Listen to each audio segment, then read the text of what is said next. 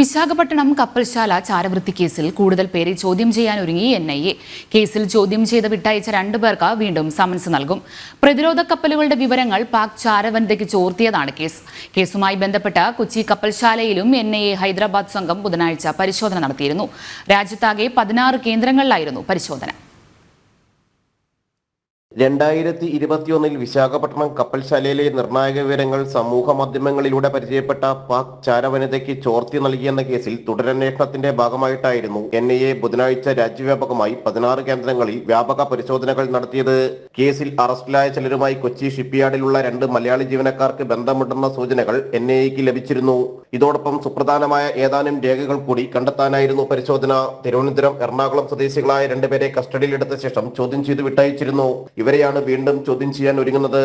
കേരളം, കർണാടക, തെലങ്കാന തുടങ്ങി വിവിധ സംസ്ഥാനങ്ങളിലായി ഒരേ സമയം നടന്ന റെയ്ഡുകളിൽ 22 മൊബൈൽ ഫോണുകൾ പിടിച്ചെടുത്തിട്ടുണ്ട്.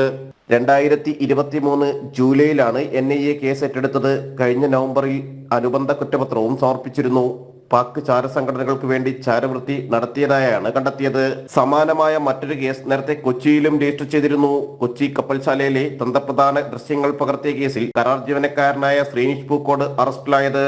ഒരു സ്ത്രീ കൈകാര്യം ചെയ്തിരുന്ന ഏഞ്ചൽ പായൽ എന്ന സമൂഹ മാധ്യമ അക്കൗണ്ടിനായിരുന്നു ദൃശ്യങ്ങളും വിവരങ്ങളും കൈമാറിയത്. ജനം, കൊച്ചി.